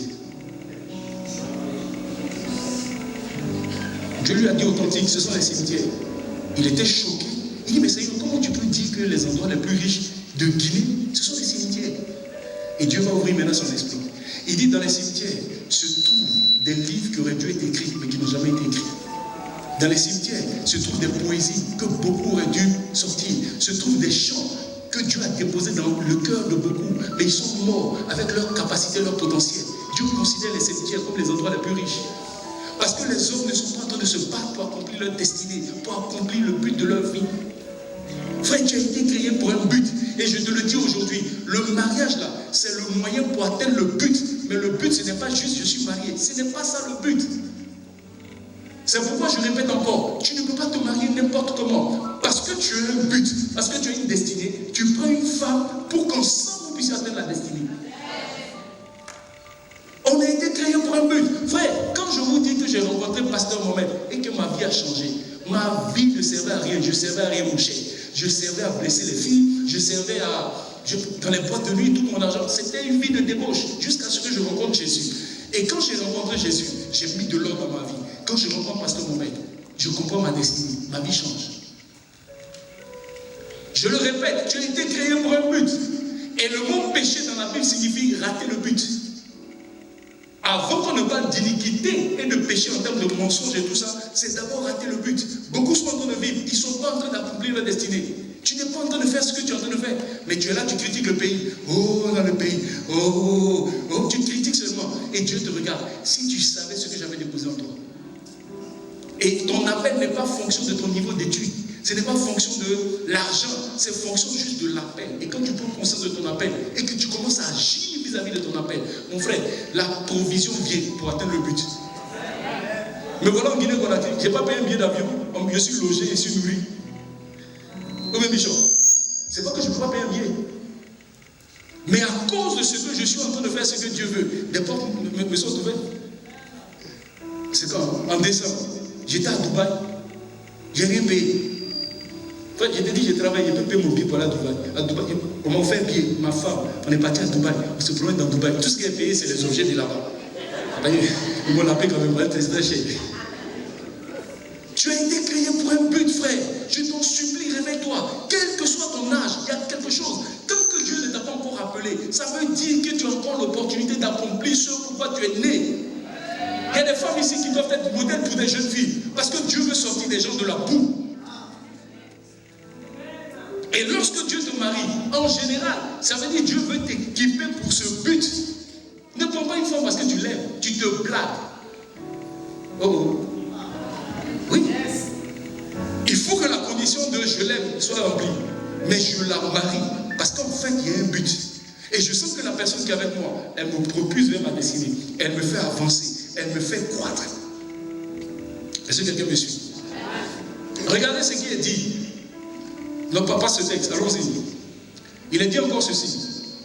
Allons-y, d'accord. Texte suivant. Allons-y, le texte. Bon, ok. Ok, allons sur ça. Pour se marier dans le Seigneur, je vais terminer rapidement sur ça. Combien de mains d'arrêter? 2 minutes. Amen. Frère, en fait, au début quand je suis arrivé, je voulais vraiment me concentrer sur les mariés. Parce que je crois qu'en fait, l'enseignement pour les mariés édifie ceux qui ne sont pas encore mariés. Parce qu'ils savent qu'ils doivent partir. Mais là, je sens qu'il faut que je dise aux gens dans quelles conditions si on se marie. Voilà. Genèse chapitre, parce que Jésus nous ramène au commencement. Genèse chapitre 2, versets 24 et 25. est une parole qui est donnée à ceux qui sont mariés. Mais un peu avant ça, Jésus parle des fiançailles. Quand il prend la main de elle et qu'il conduit elle vers qui? Voilà. Alléluia. Mon ami, tu ne peux pas te marier avec qui tu vis. Parce que le créateur du mariage a donné des conditions. Première condition, si tu veux te marier, il faut que tu regardes la condition de Dieu. Est-ce que tu remplis cette condition? La désobéissance de la loi a toujours des sanctions. C'est pourquoi beaucoup de mariages ne marchent pas. Alléluia. Première condition, tous les deux vous devez être dans le Seigneur. Ça, quand je dis ça, il y en a qui disent, hé pasteur, il y a combien d'hommes à Conakry qui sont dans le Seigneur? Vous ne connaissez pas le miracle de Dieu. Je n'appartenais pas à Vase d'Honneur. Il y a eu un moment de la vie de ma femme où il y a un fardeau du mariage qui est rentré dans son cœur. Elle a envie de se marier. Seigneur, emmène mon mari. Je ne comprends pas, je te sais, emmène mon mari. Elle a commencé à prier. Et le Seigneur va la conduire à prier d'une certaine façon. À un moment donné, le Saint-Esprit lui dit, appelle-le. Rappelez-vous qu'on est des êtres spirituels. Elle était dans sa chambre. Puis elle commence. Seigneur, je ne sais pas où il est, mais dans le nom de Jésus, de là où il est, je la tire à l'église parce qu'il faut qu'il soit sauvé. Je parle à son esprit, qu'il vienne maintenant. Puis elle dit, si tu n'es pas converti, tu viens. Et en plus, si tu viens, je t'ordonne. Elle me parlait dans le monde spirituel. Je ne connaissais pas encore Jésus. Quelques années après, quelques années après, je la rencontre. C'est peut-être un an et demi après. Je la rencontre. Quand je la rencontre, qu'on finit par se mettre ensemble, la période où elle priait, c'est dans cette période que je me suis converti. Et je me suis converti dans une autre église. Je n'ai pas duré dans ces églises, je suis arrivé à Vase d'Honneur. Le jour où j'arrive à la Vase d'Honneur, la personne qui m'a reçu au portail, c'était elle. La prière marche. Elle a tiré son nom. Ce dont je suis en train de vous parler, frère, cherchez dans votre cœur à respecter la première condition. On ne se marie pas avec un inconverti. On ne se marie pas avec quelqu'un qui ne connaît pas Dieu. Ce que je dis peut vous choquer. Mais la vérité, même quand vous prenez d'autres religions, ils le disent. Si tu ne crains pas Dieu, si quelqu'un ne respecte pas le Créateur, ce n'est pas la créature qui va respecter. Si quelqu'un ne respecte pas Dieu, ma soeur, ce n'est pas toi qui vas respecter. Toutes les relations, beaucoup de relations commencent par des coups de foudre. La période de coups de foudre, c'est une période où personne ne voit clair, tout le monde a vu. On te dit, ce monsieur-là, mais tu as vu son nez est trop gros. Tu dis, où est son nez qui est gros là, son gros nez? Quelques mois après, quand tu t'es réveillé, toi-même tu regardes son nez là, tu dis, hey! Mais son nez est né. Son nez là, c'est né. Vous avez compris, non? Là, tu devais dire, hé, pasteur. Un vrai nez. Oui. Au début de votre vie, à l'époque, quand il pointait sur toi, quand il mange, on voit dans toute sa bouche. Oui, il y a des gens comme ça. Mais pendant le temps de coup de foot, tu ne voyais pas ça. Tu dis, oh chérie, comment ça va? Tu ne voyais pas sa bouche, tu voyais ses yeux. Ce qui se passe, c'est que quand maintenant tu te maries, le coup de foudre est passé. C'est-à-dire la foudre t'a frappé, tu t'es ressaisi. C'est maintenant que tu lui dis, mais mon chéri, quand tu manges la ferme ta bouche. Qui sait de quoi je parle? C'est dans la période de coup de foudre. Et dans la période de coup de foudre, tous les hommes sont gentils. Dans la période de coup de foudre, où l'homme courtise, un homme est capable de faire descendre la lune. Oui. Un homme. Je me souviens, Bishop, quand j'étais païen, j'allais voir une fille régulièrement. La fille est bavardée. Donc j'étais là, je l'écoutais. En vérité, je ne me souviens même pas aujourd'hui de ce qu'elle disait. Mais la force que j'avais de l'écouter, c'est parce que je savais que mon cher, à la fin, avant qu'il rentre à la maison, il s'en quelque part. Donc un homme peut être motivé d'une certaine façon. Mon ami, ma soeur, si tu veux te baser sur sa motivation, tu vas faire des erreurs. On ne se base pas sur une motivation d'un homme. Ce qu'on regarde, c'est lui là. Est-ce qu'il connaît Jésus? Est-ce qu'il connaît Dieu? Est-ce qu'il craint Dieu? Première condition, si tu veux te marier.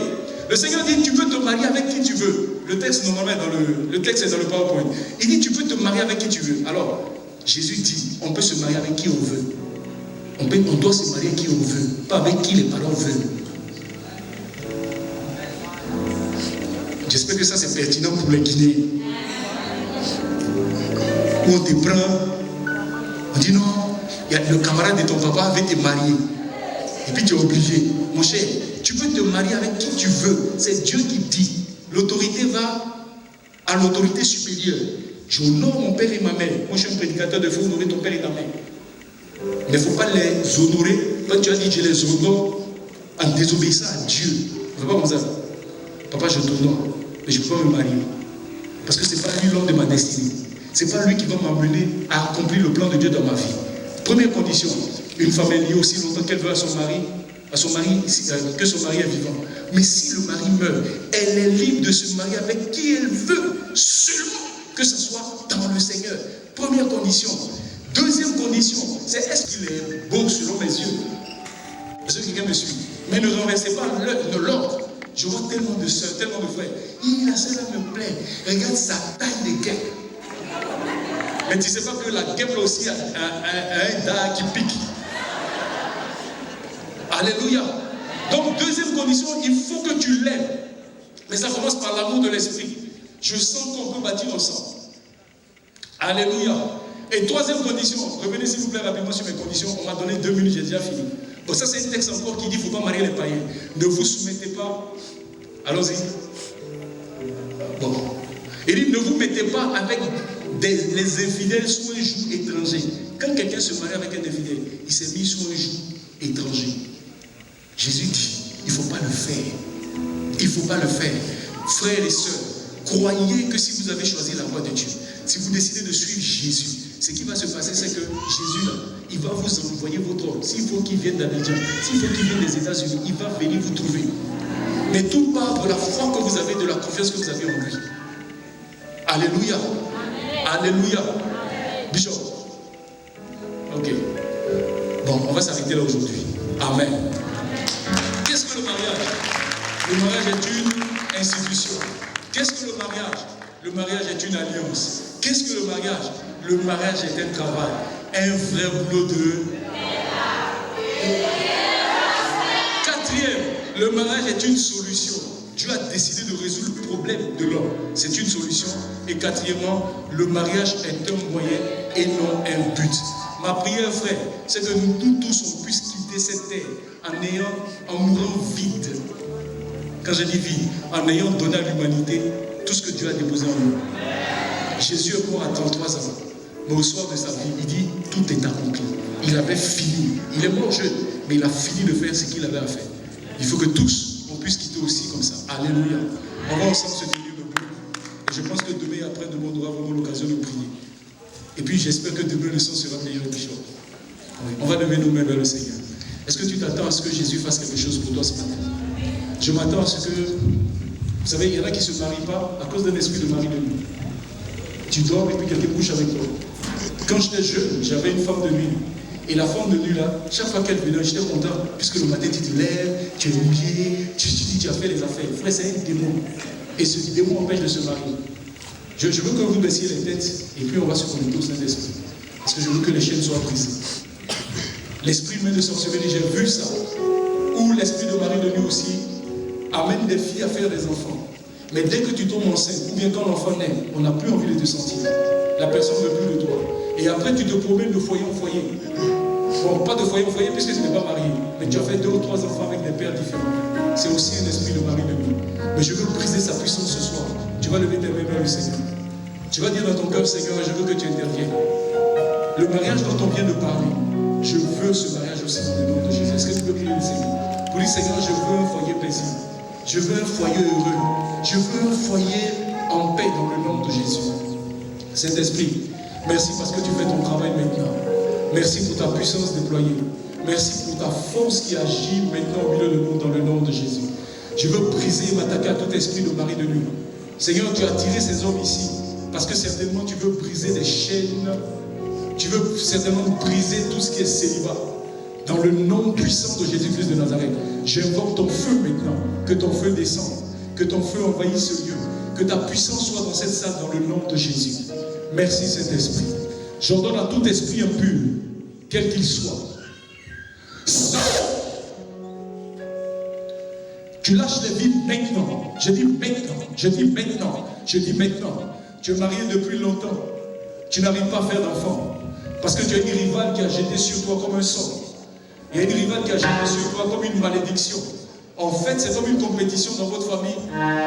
Moins tu fais d'enfants, moins ta famille t'aime, ou la belle famille t'aime. Mais dans le nom de Jésus, j'invoque le feu de Dieu pour briser cette malédiction-là maintenant. J'invoque le feu de Dieu pour briser cette malédiction maintenant. Tu peux prier. Faut prier. Sors! Regarde, tu reçois ta délivrance maintenant. Tu vois comme un feu qui descend sur toi pour briser toute forme de chair, pour briser toute forme d'esclavage. Dans le nom de Jésus-Christ de Nazareth. Saint-Esprit, merci de faire ton œuvre. Merci de faire ton œuvre. Je m'attends à ce que certaines maladies causées par l'esprit de Marie de nuit, qui causent des fibroses et autres, soient brisées dans le nom de Jésus-Christ de Nazareth.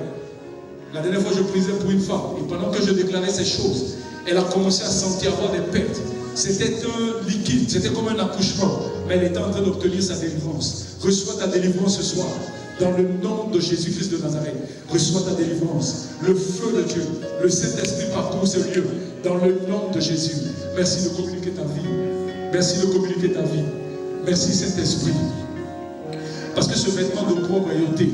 Ce vêtement d'opprobre est détruit maintenant dans le nom de Jésus-Christ de Nazareth. Seigneur, que les gens ne la voient plus comme une prostituée dans le nom de Jésus. Mais je lui fais porter un nouveau vêtement, un vêtement de gloire. Un vêtement qui amènera, Seigneur Dieu, cet homme à la voir et à l'apprécier à sa juste valeur.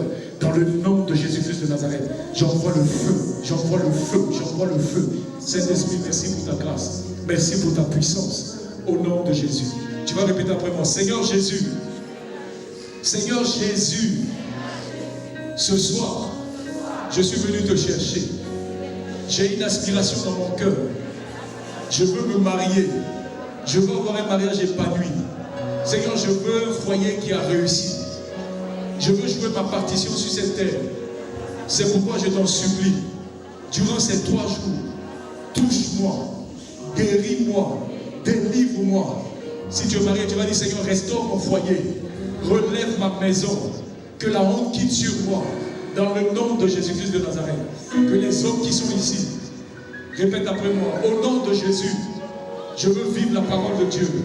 Je déclare dans ma vie la fidélité, l'obéissance à la parole de Dieu. Que je sois un mari qui fonctionne dans l'alliance, qui fonctionne et qui respecte l'institution au nom de Jésus. Seigneur, merci. Parce que certains sont venus ne croyant pas en toi, mais qui sont venus par curiosité. Je t'en supplie, révèle-toi à eux. Saint-Esprit, toi qui convaincs de péché, de justice et de jugement, fais ton œuvre au nom de Jésus.